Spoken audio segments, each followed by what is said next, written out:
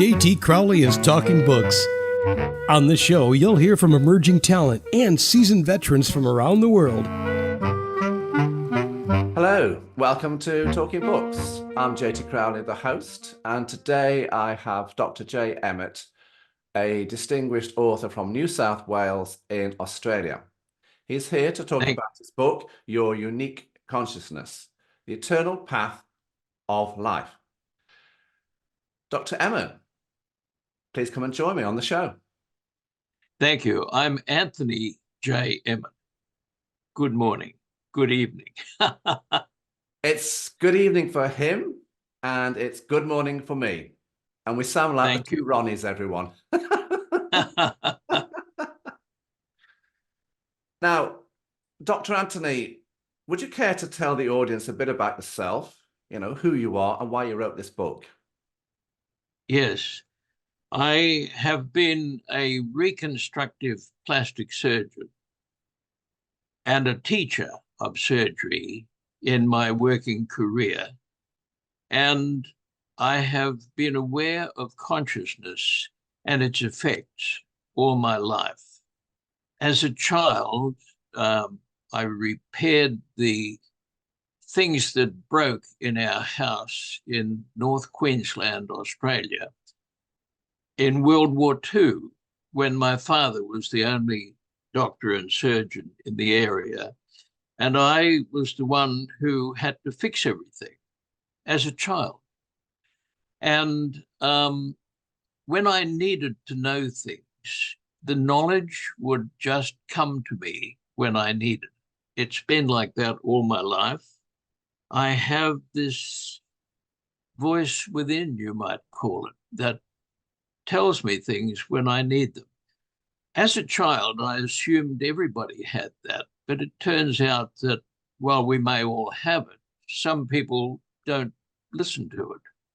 So I've attempted to educate people as to what they have within and what a great benefit it can bring to them, their lives, and the world.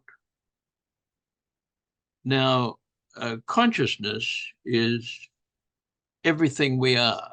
It radiates.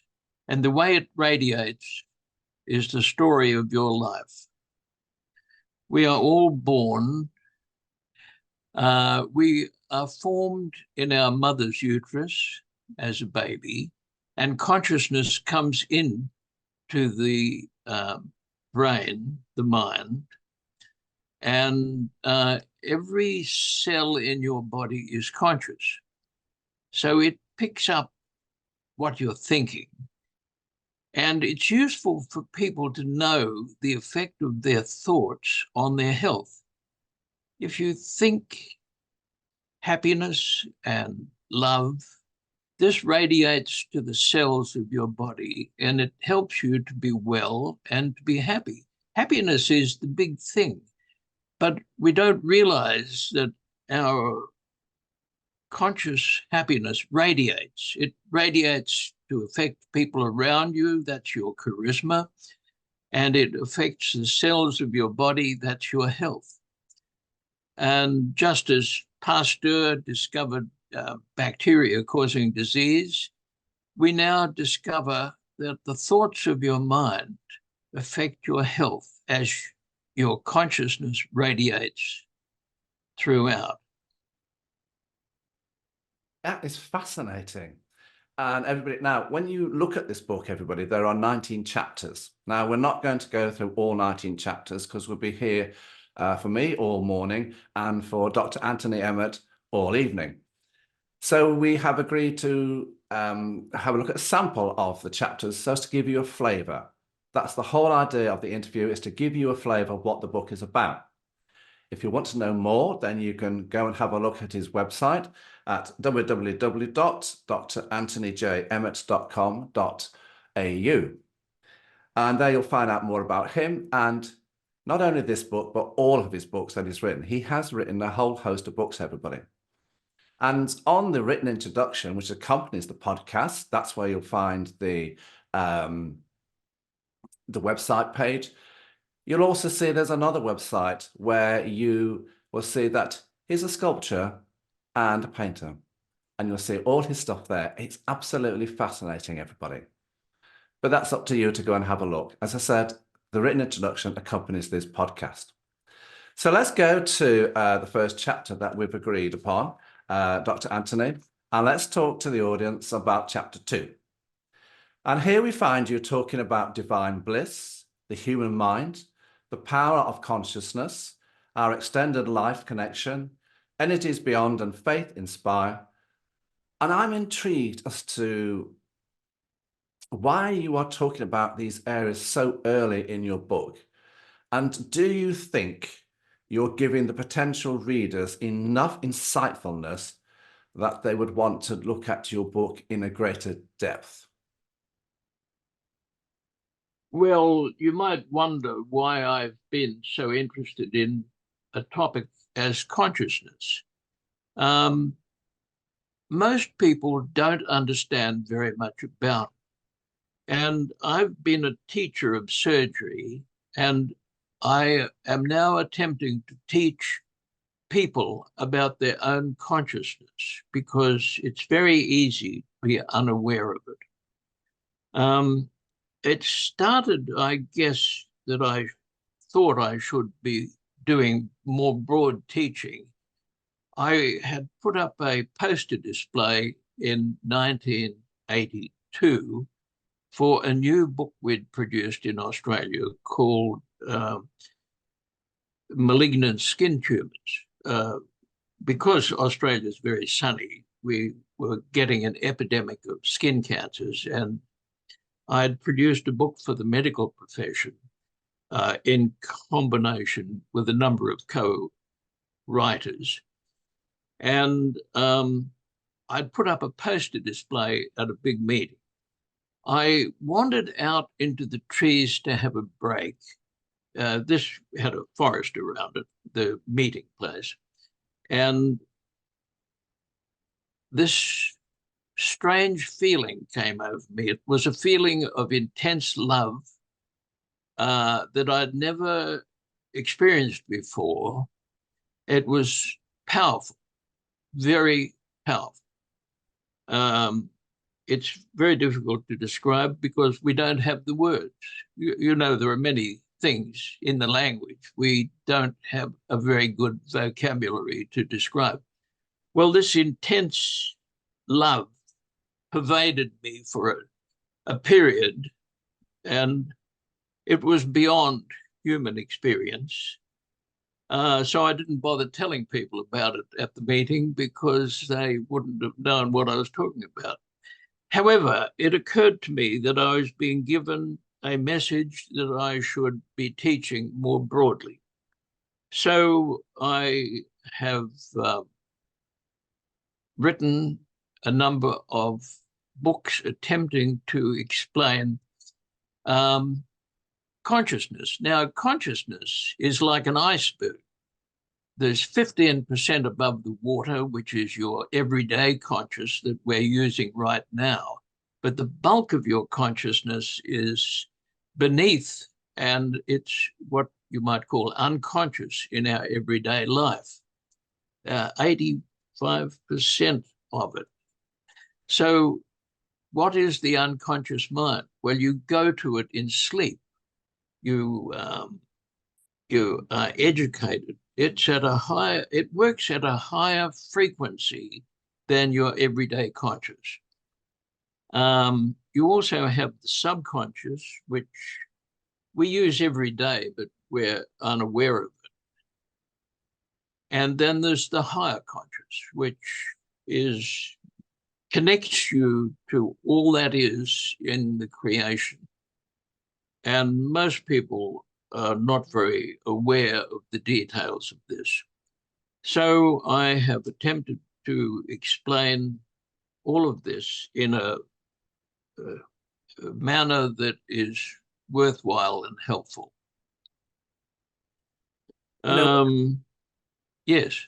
No, when I looked at your book, I have to say I was fascinated with all the topics that are there. And it really did make me think about, as you said, being happy, you know, in your own subconsciousness can contribute to your own health. And I thought that is so intriguing. And that's the thing that when I first looked at your book caught my eye. And I think it is fascinating, everybody. You really do need to have a look. Now, are we okay to move on, Dr. Anthony, to Yes. chapter 4? Now, it's a Yes. short chapter, everybody, but you touch upon, I'm intrigued here, because you've already touched upon this. You touch upon birth, mother and child, this world, love and drugs. I'm intrigued under birth, and I really wanted to get to this bit here.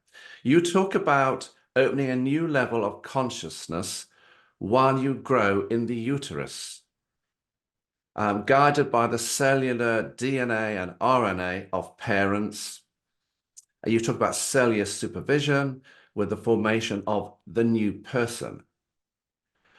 Would you care to broaden and enlighten our minds here, Dr. Anthony? Yes. Well, while your body is being formed in the uterus, the womb of the mother, consciousness comes in, and the consciousness you're developing is the conscious level you're going to use for this life. You have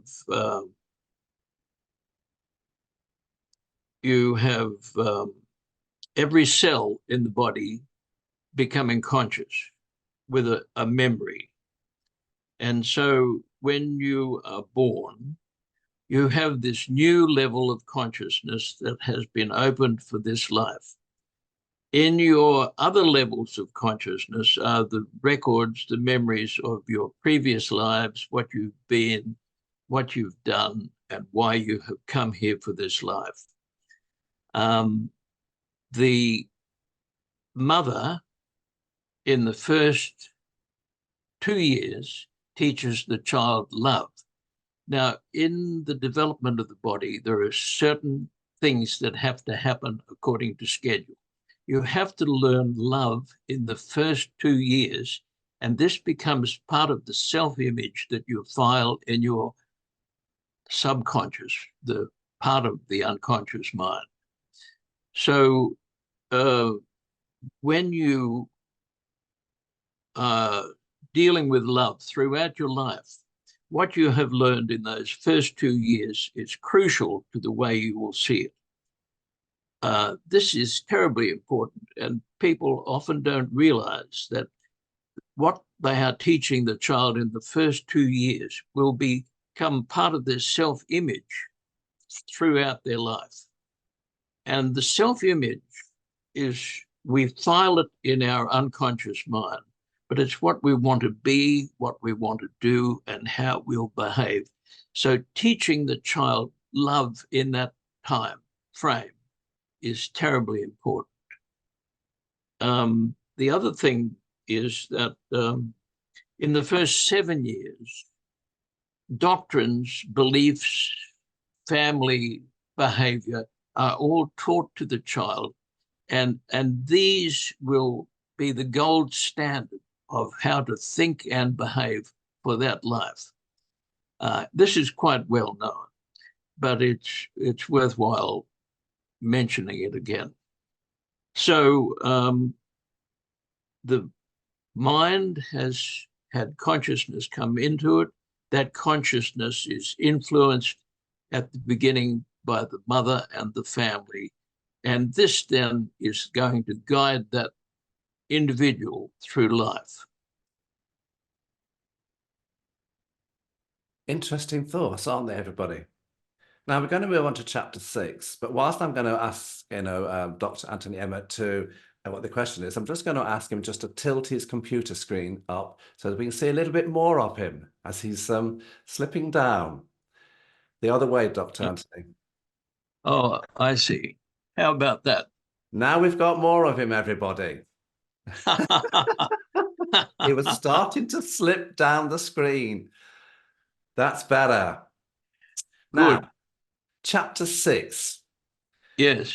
Find you, Dr. Anthony, talking about God, conscious reality, matter and world, the golden age, and Paramanga Yogananda, Sir Aurobindo, happiness, life force, ethic, and Sai Baba trilogy. I'm intrigued. What is Sai Baba trilogy, and does it relate to all the other areas you're talking about in this chapter? Well, when I decided to visit my past lives to prove to myself the reality of the spiritual aspect, I went to a clairvoyant who worked with Sai Baba. Sai Baba was alive in India at the time. This was 1996. And so I went to this clairvoyant and learned. I was retraining as an art student for 5 years after retiring from surgery, and I spent 2 years doing a session a week in deep meditation. And Sai Baba would join us and provide material from the spiritual side, from the spiritual dimension, to show me. They showed me details. It appeared in my mind, this wonderful vision of what I'd been 4,000 years ago. It was quite clear.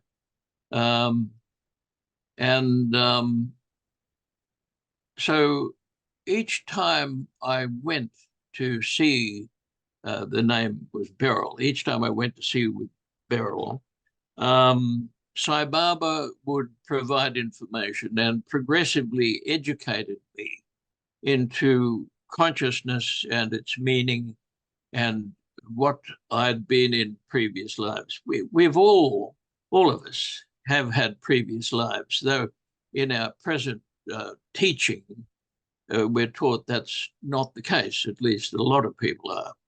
And when you're taught that before the age of 7, it's difficult to change your mind and realize that you have been many things in many times, and that the depth of your personality results from what you've been, as well as from the parents you have been born to this time.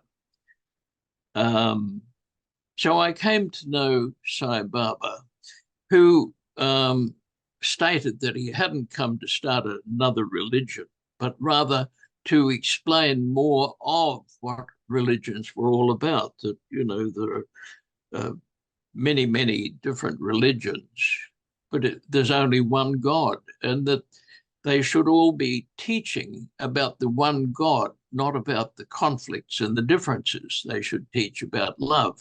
Love is the most important thing in our life. We come here, love is everything. And so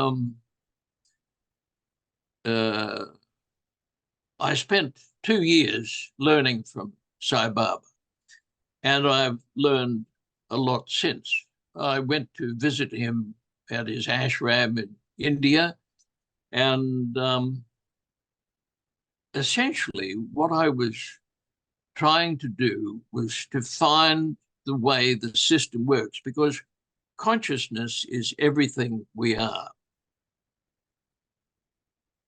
How's that? Fascinating. Can you hear me? Absolutely fascinating. Dr. Anthony, shall we Yes. go on to chapter 9? Now, Yes. very short chapter, and you mentioned, Sri Sathya Sai Baba, and you were talking about making a friend with God and a subtle form. Now, under making a friend with God, you talk about, and this is the quote, God's limitless compassion for humanity makes him descend to earth in human form to show the world the path of divinity and righteousness. Where are you Yes. taking the reader here, Dr. Anthony, with this chapter? Yes, well, Sai Baba was born in 1926, and he came to teach. And would you believe that we all need to learn? And consciousness is the big thing we need to learn about. Now, Sai Baba came in 3 incarnations. There have been many prophets over the years, and each one has had a religion named after them. Zoroaster, Muhammad, Jesus Christ, and all the others. And there are a multitude of religions, but there's only one God. And Sai Baba came to teach us more about that God so that we could apply it to each religion that we believe or don't believe. My father was an atheist. He was a very busy surgeon and doctor, but he didn't believe in the God that the religions taught about. He was a humanist. He devoted his life to his patients, and he believed his God was love and humanism. So I needed to prove to myself the spiritual dimension, and that's how I met Sai Baba, and that's how he educated me. See, we have this everyday conscious level we're talking in now, but when we go to sleep, it's a higher frequency level of consciousness in which we learn quite a lot. And that opens us to the deeper, higher conscious, which connects us to God, the energy of love, which is creative in the universe. All of this, I amplified my knowledge while being with Sai Baba, both in spirit in Australia and in the physical in Puttaparthi in India, near Bangalore. So Sai Baba, in his initial incarnation, was at a place called Shirdi, near Bombay, and he taught Muslims and Hindus together, and he taught them not to conflict, but to love each other. And then the present Sai Baba, who died in 2011, taught more, all the religions. He welcomed all religions to his teaching. Now, the third Sai Baba has been born and will manifest in India in time to come. And he is going to teach people communication by mental telepathy.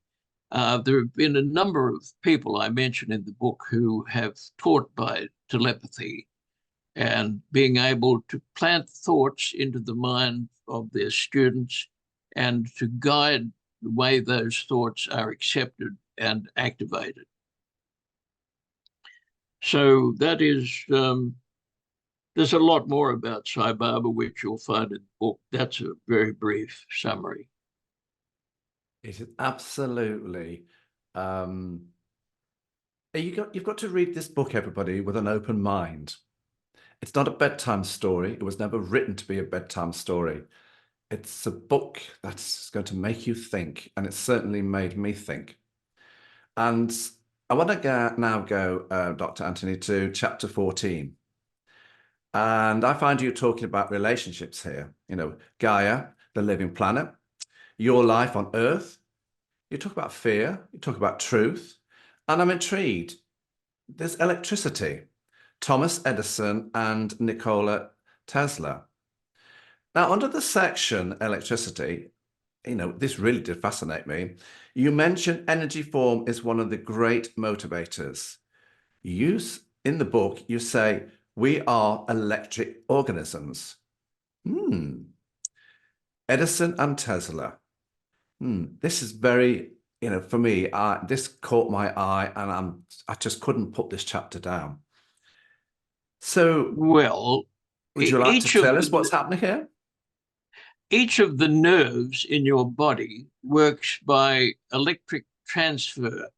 They work this out on the nerves of a cuttlefish, which are quite large, and they were able to show that the nervous impulse traveling down the nerve does a series of potassium-sodium exchanges as it goes down the nerve. And that's the basis of the way the brain and the nerves work in the body. Now, I put in a little bit of the history of how Edison used direct current. Tesla came along and used alternating current, but Tesla had great understanding. He understood multidimensionality. Most people don't understand that in this dimension, we have a certain frequency of energy in the atoms of the matter. And you can move to other dimensions by changing that frequency. And so it is with our levels of consciousness. We actually work at different levels of vibrational frequency in our everyday conscious, in the sleep level, in the subconscious, and the higher conscious. In the higher conscious, it's at a higher vibrational frequency, or voltage, if you like, than the human consciousness can sustain. So when you are communicating with that level, you have to let it come to you, because you don't have the energy in your consciousness to operate at that level. You know that the unconscious mind is much faster than the conscious mind. First impressions, people say how important first impressions are. That's because they influence the unconscious mind at its very fast rate of analysis. For example, that you can put an image on the television screen for such a brief interval that our everyday conscious doesn't pick it up because it's slower, but the subconscious, the unconscious mind, picks it up because it's that much faster. In our unconscious mind, we do a lot of things that we rely on every day, but frequently we're unaware of what's happening. For example, the image that's coming to your brain from your eye is upside down. And in your unconscious mind, you turn it right way up, but you also interpret it. Much of hearing, touch, is interpreted in our unconscious mind before being presented to the conscious mind. We live in this world, but it's interpreted for us by our unconscious mind. And I've tried to explain a lot of this because I think it will help people to understand the way the world's going and what we need to do about it. Yes. Isn't that food for thought, everybody? Now, chapter 16. I thought this was real thought-provoking. And I'm going to ask you, what is dowsing? And who is Noel Jordan? And where's your and where's your philosophical thinking around body-brain level of conscious awareness stem from? Well, Noel Jordan, I think he's passed from this life now with a big heart attack. But he wrote a chapter on dowsing. Now, we are surrounded by energies.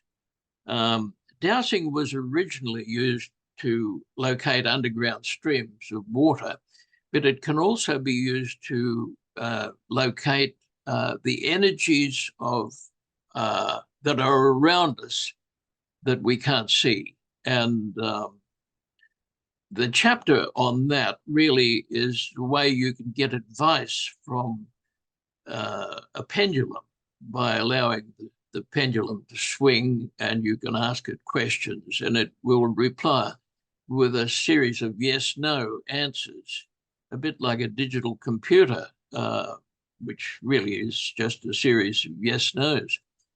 And Jordan was a clairvoyant to a degree and practiced this. And I put it into the book because I think people will find it very interesting to learn how to do this and how to get advice from it. Yes,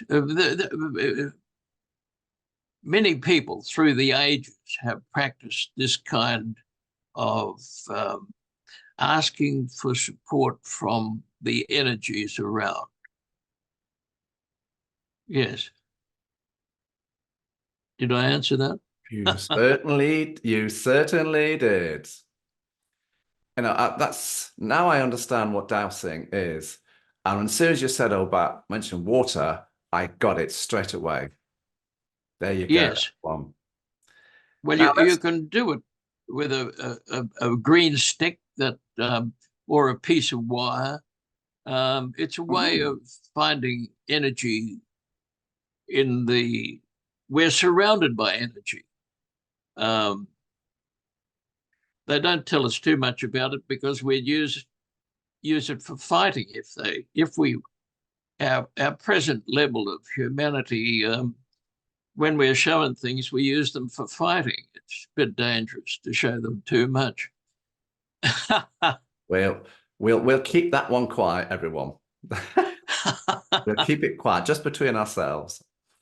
Now, the last chapter we're going to go to, chapter 18. You touch upon spiritual healing, John of God, healing of Walter Cowan, recoveries with treatment from Dr. Brian Weiss using hypnosis. Yes. So under the last heading, the story, under this last heading, of the hypnosis, you're talking about the story of Catherine. This is an interesting little story, and I'm fascinated about John of God.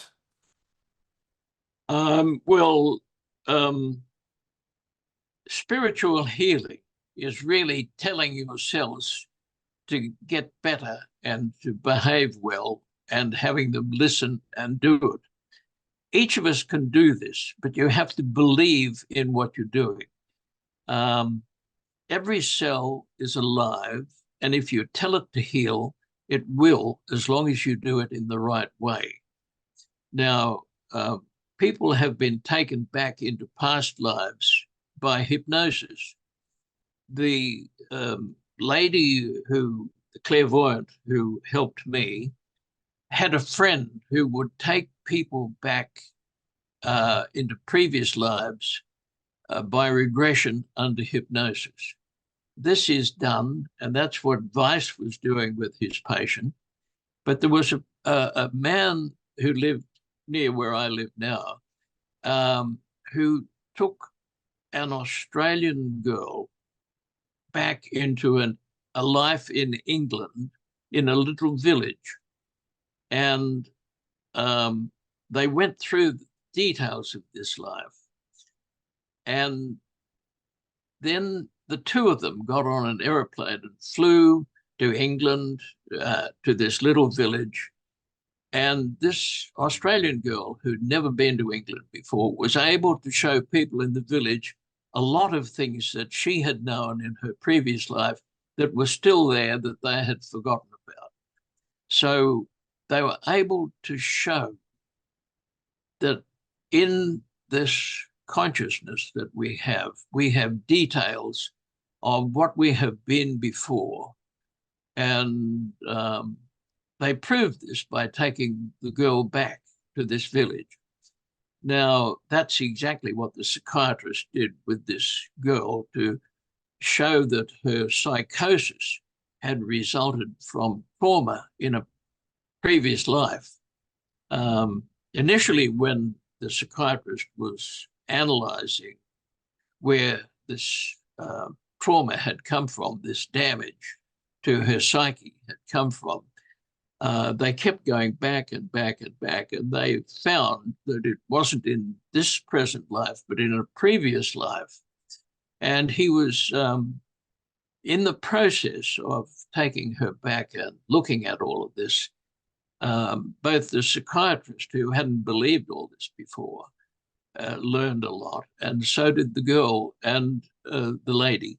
And her friends noticed how much her personality had improved and how she was a much more lovely individual as a result of this understanding that had been brought about.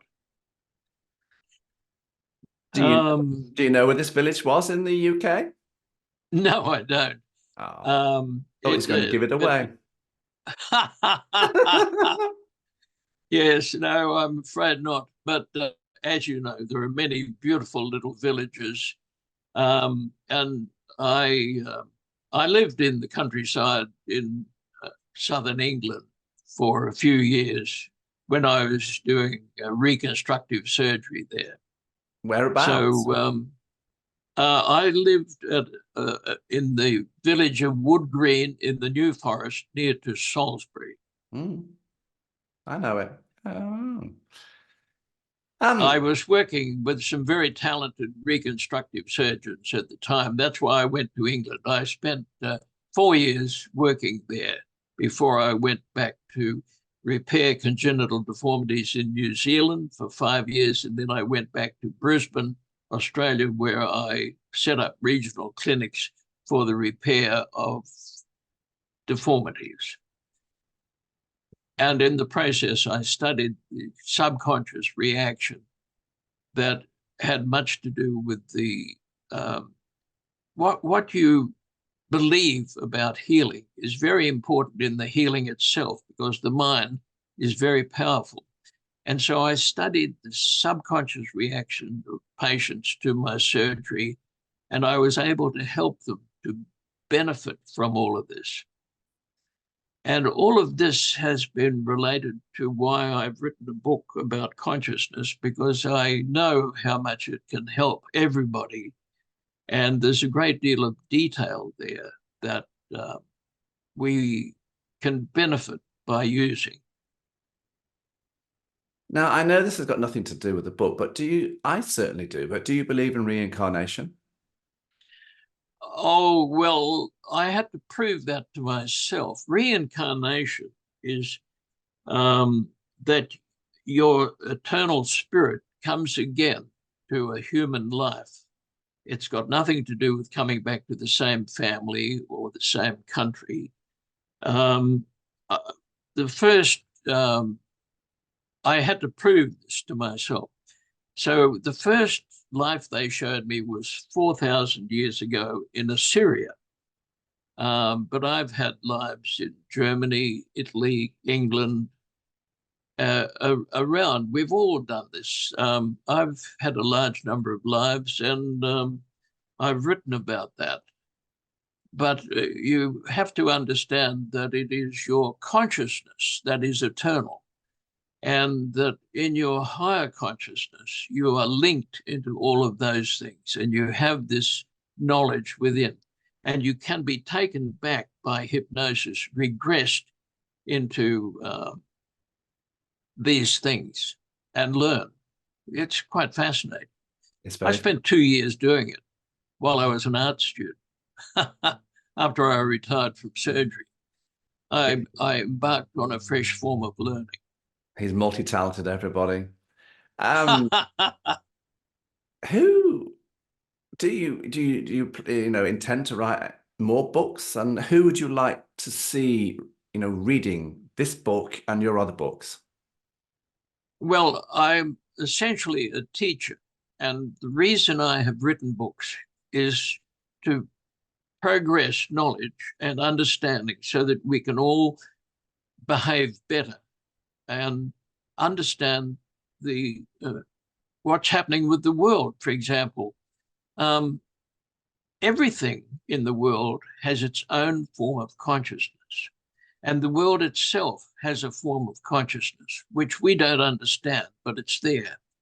And we now have 8 billion humans, each of whom has a consciousness. Now, there's a mood of anger sweeping the world. Look at the news. There's so much anger about it. If you can teach people the value of love in their mind, in their body, in their life, but also the value of love to the world. Project love to this living planet that we're part of. Part of understanding consciousness is understanding the way the world is conscious. Everything is conscious. There's conscious life in water. We're 70% water. Consciousness is an enormous subject, and what we're touching on here is just a small part of it. It's the great untalked about thing because people don't understand it. Science understands consciousness but can't explain it, and so they don't talk about it. But people are increasingly becoming interested in consciousness because it is the basis of who and what we are. And the people I would like to read the book are anybody who seeks to understand who and what they are, which is everybody. Fair enough. Where can people get your books from? Well, as you mentioned, you can go. I'm on Amazon central author page. If you go to my website, which you mentioned earlier, you can see various of my books and how to get them. And art, I've done a website on art as well, because art is one of the ways to interpret the world. So we interpret the world by what we see, hear, feel, touch. But this is all interpreted through our subconscious into our higher conscious, which is where we really are. You think that your body conscious level is what you are, but there's much more to you, and you can learn about that and benefit yourself and benefit the world, because each of us has a part to play. And even though there are 8 billion of us, what we do, how we think, and how we treat other people, all influence the world. Because the most powerful thing is your spirit soul. Sai Baba once said that the most powerful thing is the individual spirit soul of each human on the planet. Dr. Anthony J. Emmett, thank you so much for coming on my show. And the book is fascinating, it's eye-opening, and all I say is go and have a look at it. Go and have a look at the websites that are on the written introduction that accompany this podcast, and you'll see about his writings. But go and have a sneak view even of his art and his sculptures. They are intriguing, to say the least. Dr. Anthony J. Emmett, thank you very much. Thank you. You're very welcome. I'm JT Crowley. Thanks for listening wherever you are in the world. Until next time, stay safe.